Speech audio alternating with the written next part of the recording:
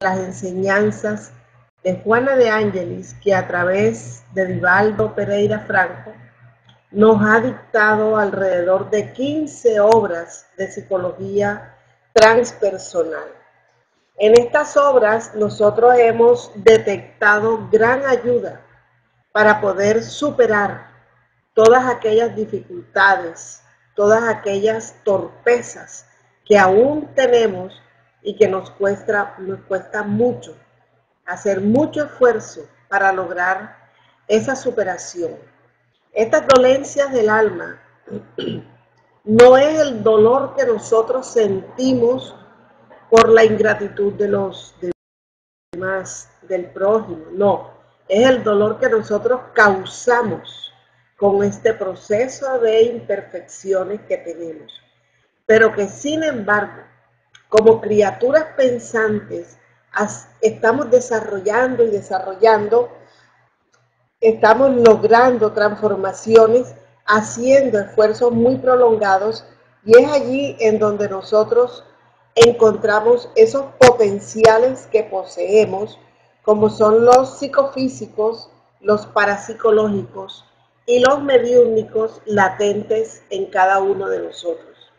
Pásame la diapositiva, Víctor, por favor. Aquí tenemos.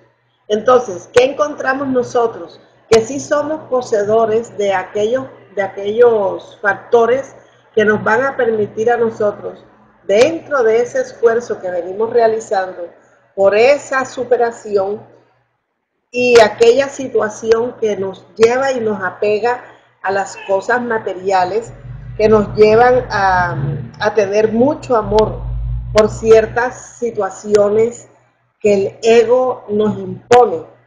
Entonces nosotros tenemos factores que son indispensables, sí, para la supervivencia, en donde el ego se convierte en un factor de seguridad. Pero superado ese momento, digamos, en que nosotros hemos logrado para nosotros los recursos de la alimentación, de reposo, de vestidos, incluso la tranquilidad por tener algunos ahorros ante la enfermedad y ante la vejez, todo aquello que ha sido superado, muchas veces en nosotros aumenta ese apego a las cosas materiales, que logramos exteriorizarlos en un sentimiento centralizador de posesión. Todo lo queremos poseer, todo lo queremos asegurar de manera material. Entonces nos enfocamos demasiado en esos bienes de orden material, en esas soluciones de orden material. Nos preparamos para defender esos bienes que parecen tener un gran significado para todos nosotros, como si fuesen lo más esencial. Y en realidad, sí, nosotros tenemos que propender por todo lo que es básico a nuestra supervivencia, a nuestra conservación, a nuestra interrelación. Sin embargo, cuando el apego es muy fuerte, cualquier amenaza, real o imaginaria, que pueda producir la pérdida de alguno de esos valores materiales, crea en nosotros un problema que genera de verdad infelicidad y mucha perturbación.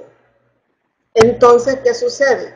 Que nosotros vamos a tener ese tipo de problemas por fracasos, por pérdidas materiales, que nos desestabilizan un poco. Pero también tenemos otros problemas, como los psicológicos, que son parte, por favor, Víctor, me pasan la otra, son parte de esas herencias reencarnacionistas. Es decir, cuando nosotros observamos nuestra vida como un transitar larguísimo, de muchísimas existencias, de muchísimos esfuerzos, de muchísimo aprendizaje, traemos algunas conquistas, pero también traemos esos vicios que se incorporan en nuestra presente existencia como esa herencia reencarnatoria. Es decir, toda la suma de esas experiencias se expresan en la actual existencia. Y eso genera en nosotros esos fenómenos patológicos esos fenómenos inquietantes que dificultan nuestra relación interpersonal. Y de esa dificultad vienen los problemas en donde realmente se van enraizando en esas mallas profundas del psiquismo. Y nosotros nos vamos convirtiendo en personas neuróticas, en personas quejosas, ya de una manera automática. ¿Por qué? Porque dentro de ese proceso que traemos de herencia, nosotros vamos elaborando una relación perturbadora con nuestro prójimo, en nuestro entorno familiar, en nuestro entorno social, y esa perturbación va echando raíces en nuestro psiquismo, que de alguna manera aumentan o pierde el sentido de acuerdo con la fortaleza o fragilidad de cada individuo. Entonces, la suma de la experiencia mía, de toda mi existencia, es diferente a la suma de las experiencias positivas o negativas de todos los demás. Puede haber en algunos mucha fortaleza porque alcanzaron un gran crecimiento, o puede haber debilidad, fragilidad de orden psíquico, que es lo que se acentúa y lo que va a responder realmente, individualmente, va a responder por una reacción. Entonces, no podemos dejar de lado de mirarnos a nosotros como esos seres que venimos atravesando el tiempo y el espacio y que hoy nos encontramos en una sociedad o en un núcleo familiar en donde cada uno expresa lo que ha logrado a través de esas múltiples reencarnaciones. ¿Me permites la otra, Víctor, por favor?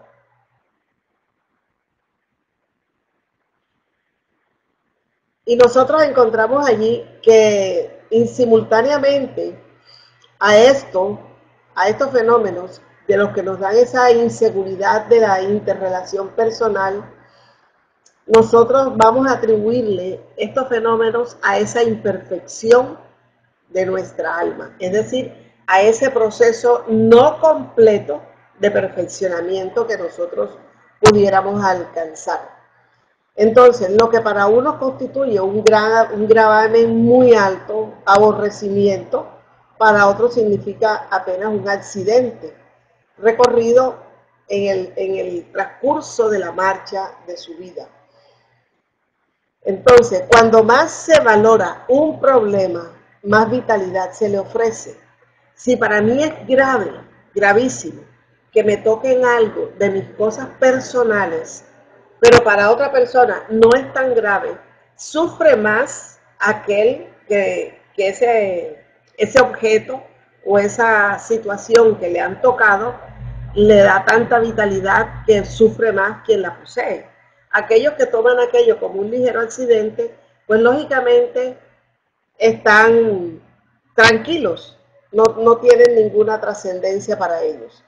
Entonces, vamos a encontrar que hay personalidades inestables, hay personalidades fuertes.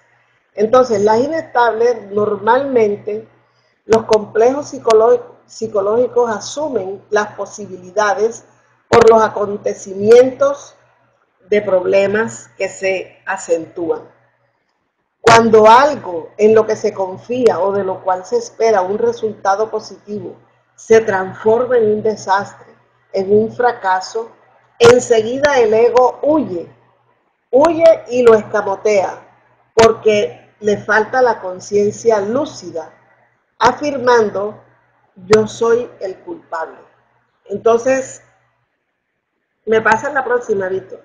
Entonces, cuando nosotros tenemos ese fracaso, y la que sigue, cuando nosotros tenemos ese fracaso por una pérdida, que puede ser una pérdida en los sentimientos, que puede ser una pérdida material, en el empleo, en una amistad que descubrimos que no era tan sincera, entonces de esa experiencia nosotros vamos a entender que no somos capaces de soportar ese dolor, ese sufrimiento, y decimos, todo aquello que me pasó, yo soy el culpable, yo soy quien tiene la culpa.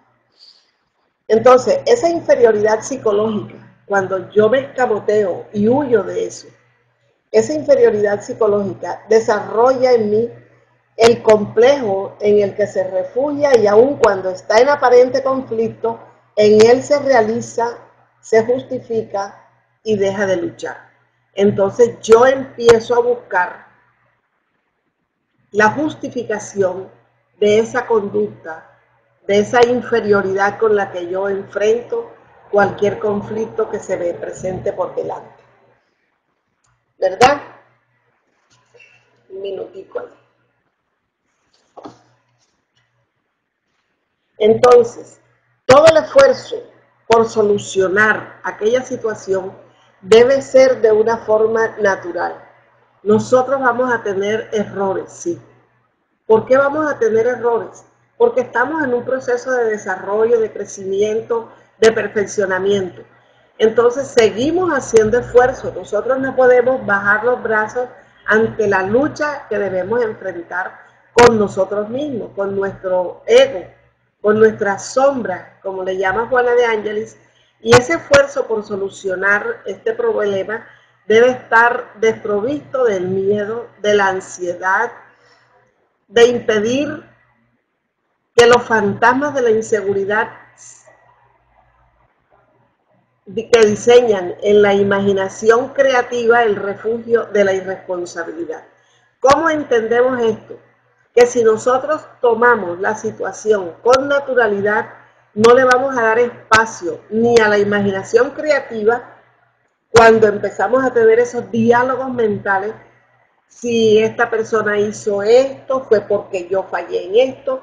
Si yo vivo siendo la peor del paseo, de la familia, entonces la inseguridad que se presenta en mí como un fantasma va a diseñar un refugio en donde yo no voy a luchar y me voy a convertir entonces en la persona irresponsable por no saber enfrentar aquella situación conflictiva generada por mí.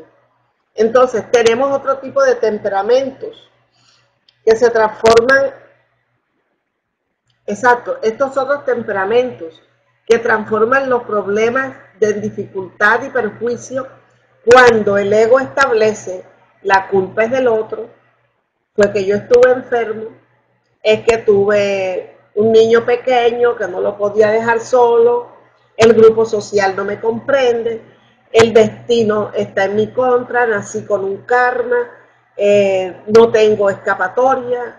Entonces cuando nosotros empezamos a culpar al otro, a diferencia del caso de la personalidad inestable o de complejo de inferioridad, que se echa la culpa a sí mismo, el establecer la culpa en otro también representa un problema, porque tampoco eso va a resolver nuestra situación.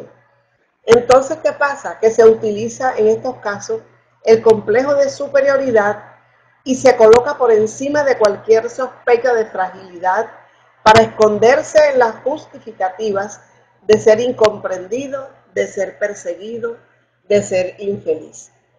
La conciencia de culpa arregla la situación. Entonces utiliza los verbos.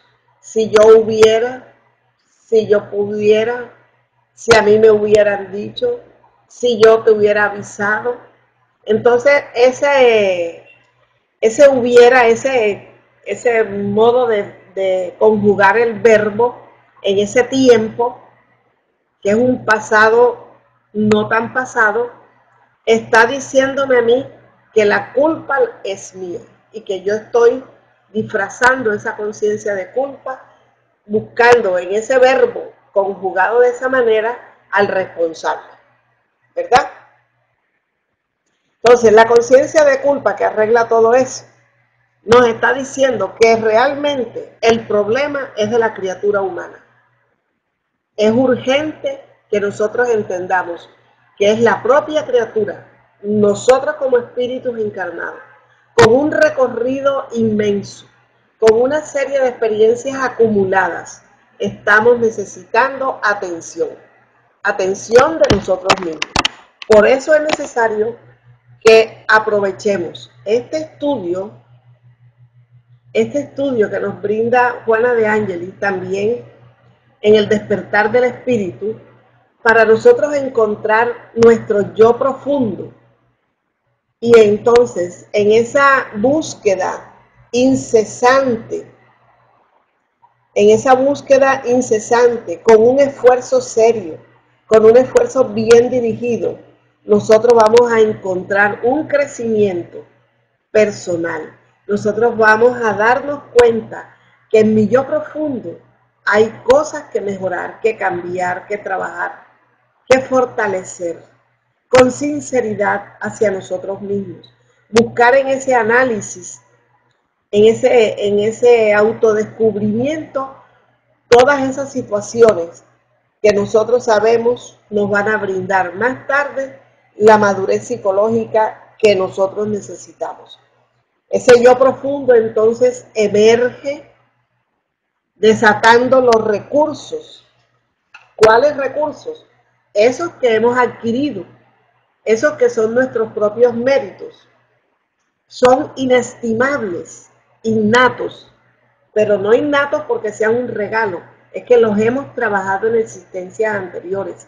Hemos tenido muchos problemas, muchos conflictos, muchos dramas, felicidades efímeras, vivimos en frustraciones. Entonces, hoy por hoy tenemos tantos recursos para tomarlos y traerlos a la vida presente, para comandar conscientemente la vida, abriendo ese abanico inmenso de las percepciones paranormales, porque nosotros, conociendo nuestra situación de seres sociales y conociendo la situación del relacionamiento con la espiritualidad, tenemos también recursos de la paranormalidad, sentidos más amplios que nos van a conectar para que fluya mucho más fácilmente las energías del cosmos y de los seres espirituales que nos aman, pensantes, que nos protegen, para que nosotros podamos encontrar la fortaleza y la fuerza para seguir trabajando dentro de ese, dentro de ese psiquismo que nos tiene de pronto amarrados. Si lo soltamos y nos liberamos y utilizamos todos estos recursos, vamos a encontrar esa cantidad de registros parapsíquicos que florecen, los recursos mediúnicos que facilitan el tránsito libre entre las dos esferas de la vida, la esfera física y la esfera espiritual. ¿Y qué ganamos con eso?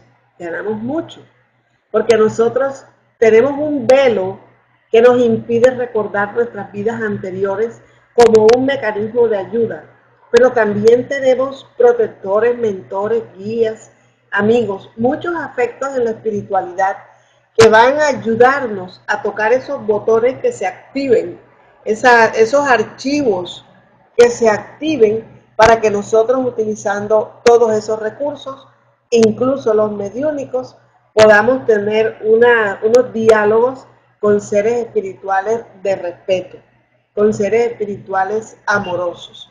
Y en esa dilatación de esa capacidad parafísica, el alma se ayuda inmensamente, porque así va a poder penetrar, va a poder hacer su introspección en ese yo profundo, encontrando las causas de los fenómenos humanos, sus orígenes en experiencias anteriores, aun cuando sean actuales o recientes.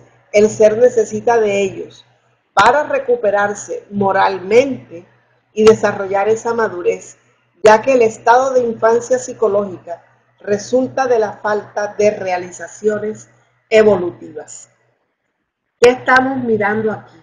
Que nosotros tenemos todo el derecho de conocer todos los recursos con los cuales contamos para conocer cuáles son los orígenes de todas nuestros problemas actuales que están en esas experiencias anteriores. Esas experiencias anteriores pueden ser recientes o pueden ser pasadas, muy pasadas, pero que nosotros podemos penetrar con esa ayuda que nos brinda la espiritualidad y entonces, fortalecidos, poder desarrollar la madurez psicológica que de verdad estamos necesitando para salir de ese estado de infancia y llegar a las fases superiores de la evolución. Entonces pasamos la diapositiva para entrar en esos grandes problemas humanos, a registrar cuáles son los más sobresalientes. Hay una lista inmensa, pero estos que son los hijos favoritos del egoísmo y del orgullo, son los gigantes del alma, los que causan mayor dolor, mayor enfermedad de orden moral. Entonces vamos a tener en estos gigantes del alma el resentimiento, los celos y la envidia. Y nos dice en Juana de Ángelis que el ser envuelto en sus necesidades egoicas, ella usa egotismo, egoico y egoísmo, cada una con un significado diferente pero familiar. Entonces, cuando nosotros creemos que lo más importante son nuestras necesidades de orden material y nos aferramos a ellas, entonces dice que así el ser se mueve bajo las imposiciones de superar la sombra, buscando la fuerza del yo real para alcanzar ese infinito y la conciencia cósmica, para lo cual realmente fuimos creados. Entonces, para nosotros hacer ese tránsito, ese esfuerzo, ¿qué tenemos que hacer?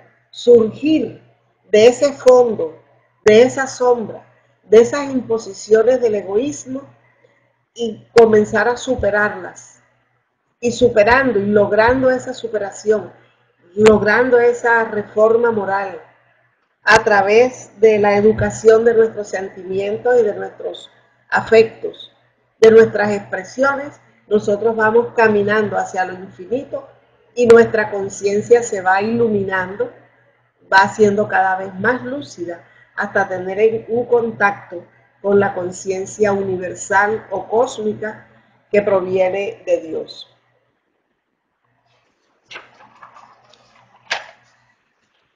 El ego, al proyectarse en demasía, es decir, cuando nosotros no logramos dominar ese ego, crea refugios para cuadros aflictivos. Miren eso, estamos hablando de nuestro psiquismo. Entonces, cuando nosotros alimentamos ese ego, nosotros mismos estamos creando cuevas, refugios, sitios psíquicos, en donde esos cuadros aflictivos se van a crecer y se van a desarrollar y se van a alimentar de ese egoísmo y van a crecer como esos hongos venenosos en terreno fértil, transformándolos en gigantes del alma. Entonces, ¿cuáles son esos gigantes del alma que el ego permite, que nosotros permitimos con nuestro egoísmo crezcan y se fortalezcan en nuestro íntimo? Son el resentimiento, los celos y la envidia, como los mayores, porque tenemos muchos más. Tenemos las quejas, las neurosis y una serie de enfermedades que generan malestar y dolor moral.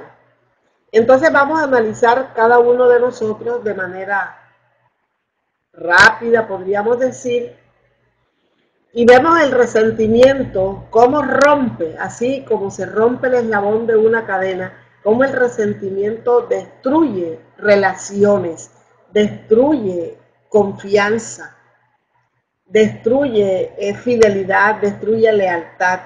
Porque cuando nosotros nos resentimos, argumentamos según nuestra personalidad frágil o fortalecida. Nosotros argumentamos que tenemos toda la razón. Entonces el resentimiento va buscando y encontrando un lugar muy destacado dentro de esos disturbios psicológicos que nos sacan de la razón y se instala en el suelo de las emociones descontroladas. Las personas resentidas son capaces de cometer locuras, son capaces de traicionar, de vengarse, de indisponer, de intrigar. Es terrible almacenar este resentimiento y dejarlo que crezca y dejarlo que nos destruya, como se destruye una cadena por un eslabón de estos que realmente se estrangula por sí solo.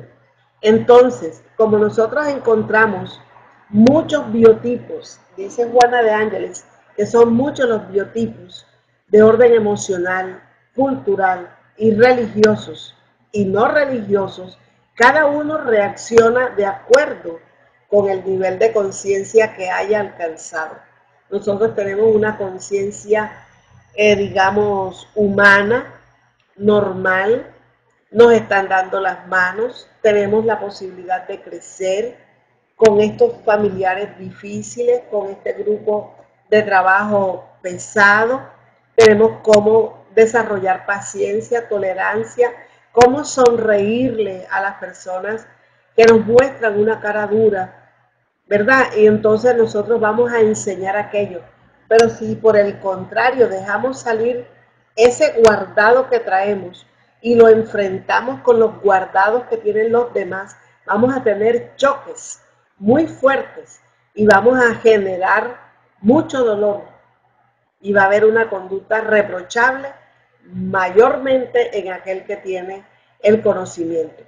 Entonces, reaccionamos de acuerdo a nuestro nivel de conciencia, exteriorizamos ideas, como cuáles ideas, cómo hacer que la otra persona sufra lo que me hizo sufrir, cómo devolverle mal por mal, todo lo contrario al mensaje evangélico.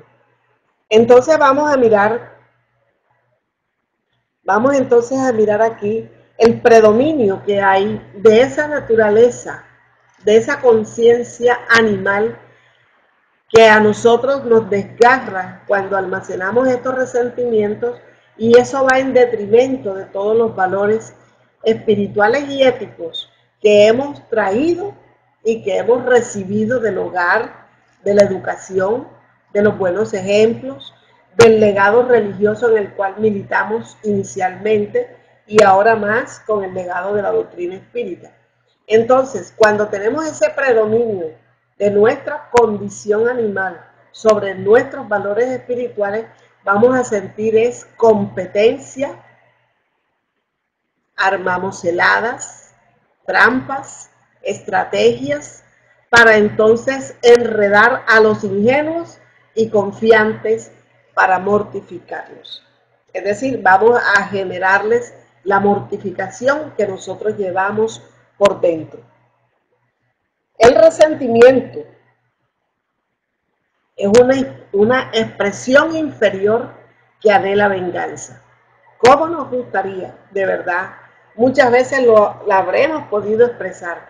¿Cómo nos gustaría no saber nada de la doctrina espírita para no sentirme obligada a frenarme?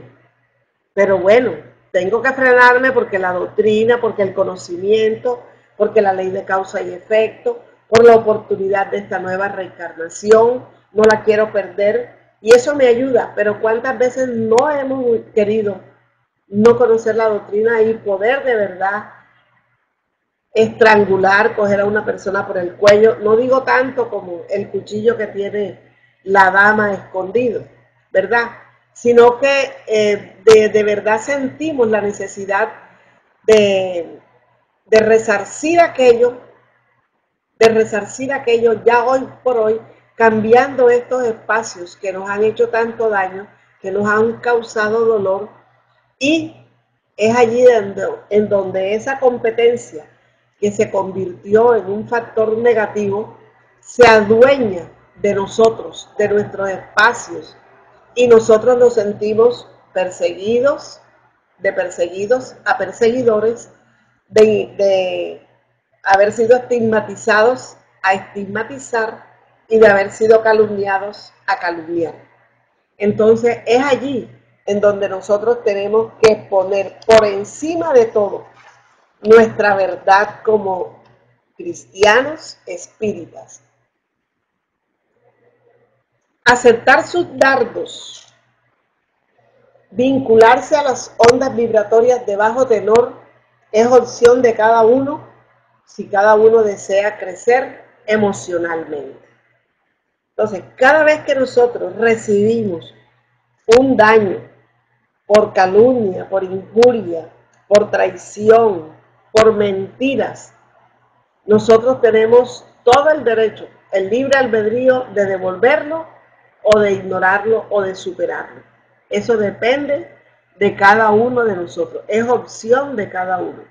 El resentimiento debe ser combatido mental y emocionalmente, eliminando la injerencia del ego herido y liberando al yo profundo muchas veces relegado. Entonces, ¿cómo trabajar eso? Que no es fácil. ¿Cómo trabajar eso? No permitir que esas ondas del resentimiento nos alcancen, lleguen a nuestro psiquismo, a nuestra interioridad, a nuestras camadas más íntimas, de nuestra, digamos, de ese crecimiento que hemos logrado a través de las múltiples experiencias. Evitar que eso penetre y que nos haga ese daño.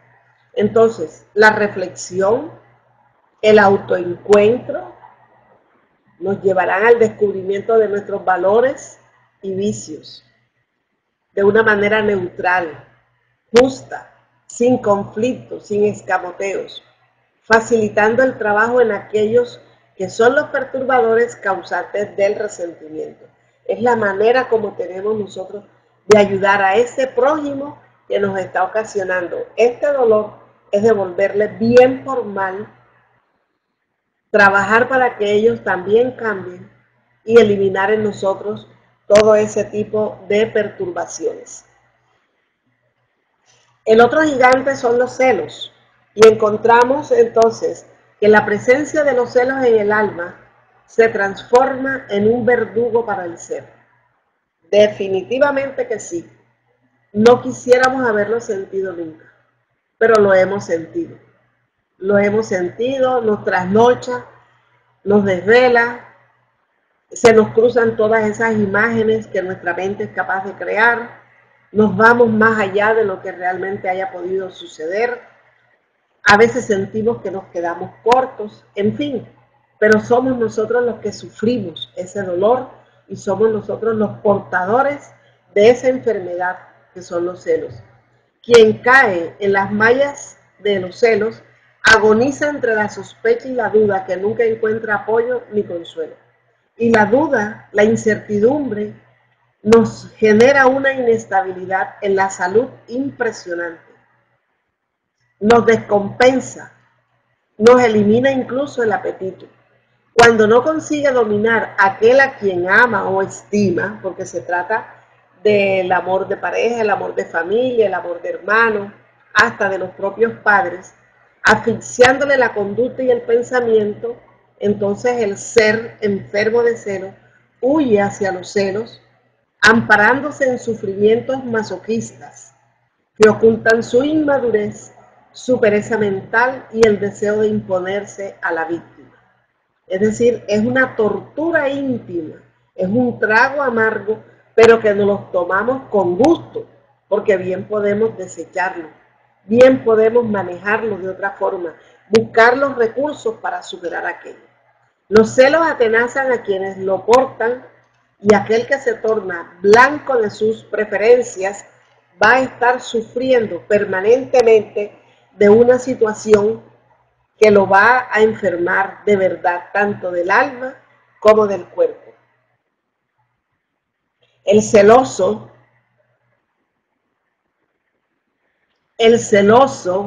inseguro de sus propios valores, descarga la furia de su estado primitivo. Miren eso, eso nos recrudece, los celos nos rebajan en vibraciones, en sentimientos, y nos lleva a ese estado en el cual la atravesamos hace muchos milenios, en ese estado primitivo de manera ridícula, promoviendo incendios, promoviendo crímenes, y bien sabemos toda esa cantidad de pasiones que generan los celos, de matar al rival o de matar a la propia pareja, en fin, de manera ridícula, promoviendo incendios imaginarios con la mente exacerbada, maltratándose. Eso es lo que sucede. Entonces miramos allí, me gustó esta imagen del corazón celoso, prácticamente abrazado por alguien que esqueléticamente lo aprisiona, lo estrangula, le impide respirar y palpitar. Los celos vienen siendo la trampa del ego presuntuoso. Deben ser eliminados a través de la conquista de valores importantes que le muestren al individuo su capacidad de ser feliz sin depender de otro, valorándose a sí mismo, buscando todos sus recursos, mirando todo amándose a sí mismo. Ese amor a sí mismo le va a impedir sufrir y someterse a la amargura de la dependencia o del dominio que desea tener por la otra persona.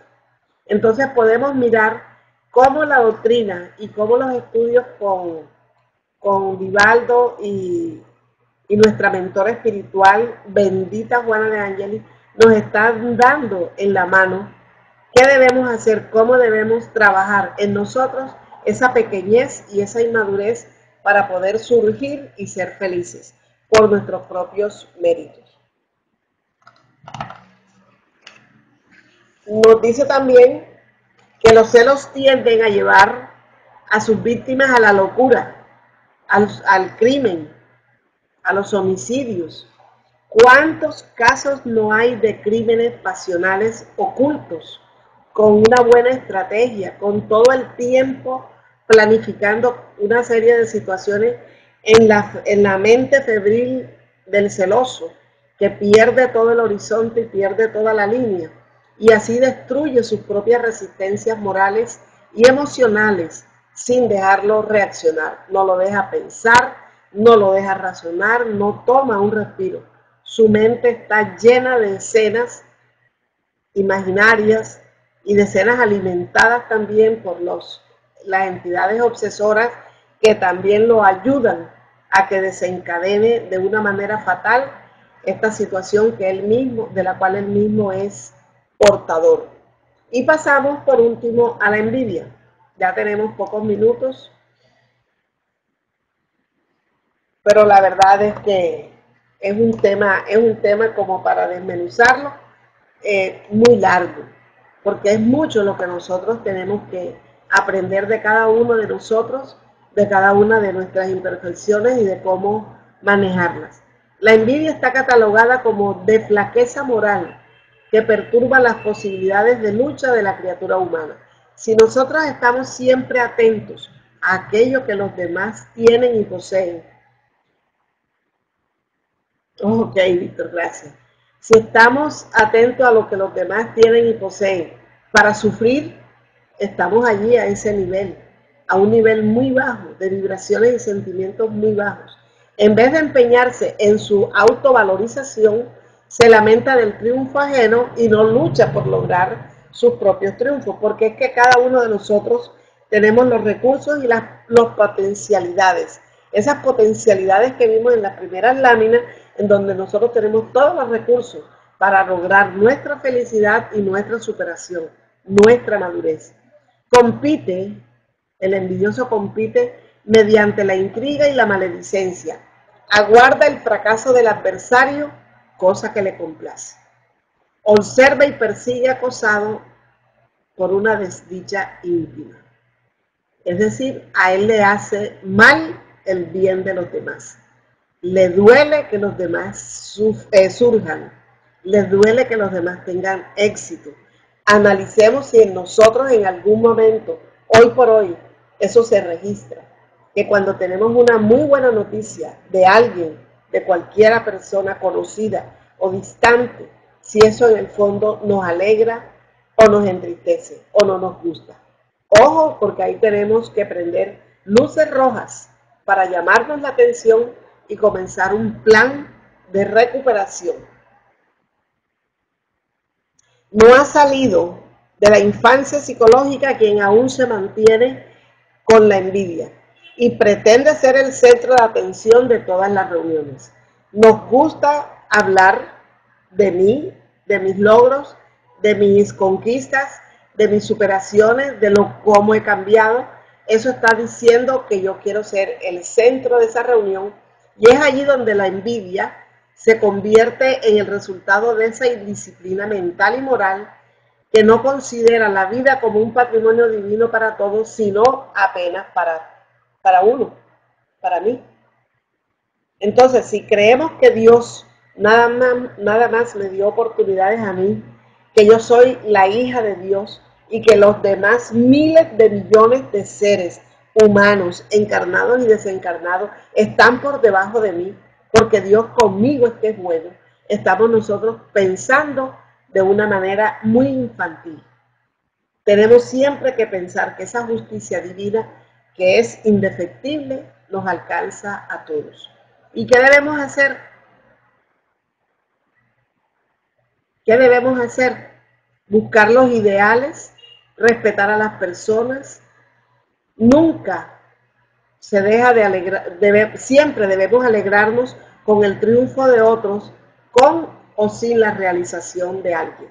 Entonces, allí es donde nosotros, al detectar esas fallas en nuestros sentimientos, buscar de inmediato cómo rectificar, cómo podemos rectificar aquello y que nosotros nos presentemos realmente como personas crecidas, con verdadera humildad y verdadera modestia. Y saber que si alguien ha hecho logros es porque realmente los ha trabajado y se los merece. Pero que yo, si me dispongo a hacerlo, también lo puedo conseguir. Préstame la otra diapositiva. Entonces encontramos que la envidia hace una descarga de corrientes mentales sobre sus víctimas. Siempre y cuando haya sintonía en la víctima, va a recibir de mí esas descargas, ese malestar, ¿verdad? Entonces, somos nosotros quienes al sentir envidia hacemos ese vínculo, entramos en esa cadena vibratoria mental baja, de bajo patrón, y allí nosotros nos conectamos y nos conectan a nosotros, generándonos ese malestar y nosotros también generando mucho dolor y mucho malestar. Alterándole el comportamiento a esta persona, la terapia, una reflexión profunda del ser en torno a su destino grandioso. ¿Qué nos hace falta? Conocer la posibilidad de crecer de forma infinita, de evolucionar, que no somos seres inmortales, que tenemos muchas vidas por delante, sí, pero no sabemos cómo, si no hemos construido la presente. Si nos quedamos enfrascados en los karmas o en los defectos del pasado y queremos aplazar toda esa reforma pensando en que tenemos mucha vida por delante y que en la próxima existencia lo vamos a lograr. No sabemos si la próxima existencia nos corresponda a un planeta atrasado a ese nivel en el cual nosotros nos hemos estancado. Entonces debemos evaluar nuestra realidad, que es única, individual y preciosa, y tratar de ser alegres, despertar el amor a nosotros mismos, el amor al prójimo, como nos dice Juana de Ángeles, para poder así sentir que amamos a Dios, a la inversa de como el maestro lo expresó, amar a Dios y al prójimo como a ti mismo. Juana nos dice, es más fácil amarse a sí mismo para poder amar al prójimo y decirle a nuestro Padre Celestial, te amamos, Padre, y te lo demostramos con el prójimo. Y así vamos mejorando nuestro relacionamiento social. Vamos adquiriendo madurez psicológica. Vamos teniendo conductas y comportamientos cada vez mejores, más agradables, ejemplares, y estamos dispuestos a extender nuestras manos con sentimientos, con un corazón palpitante de comprensión y de tolerancia para aquellos que no han tenido la oportunidad, como nosotros, de conocer esta doctrina y de estudiar esta psicología transpersonal. Bien, mis queridos hermanos, creo que tenemos unos 7 minutos para concluir y abrir el espacio de algunas preguntas que yo pueda contestar, que estén a mi alcance. Muchas gracias.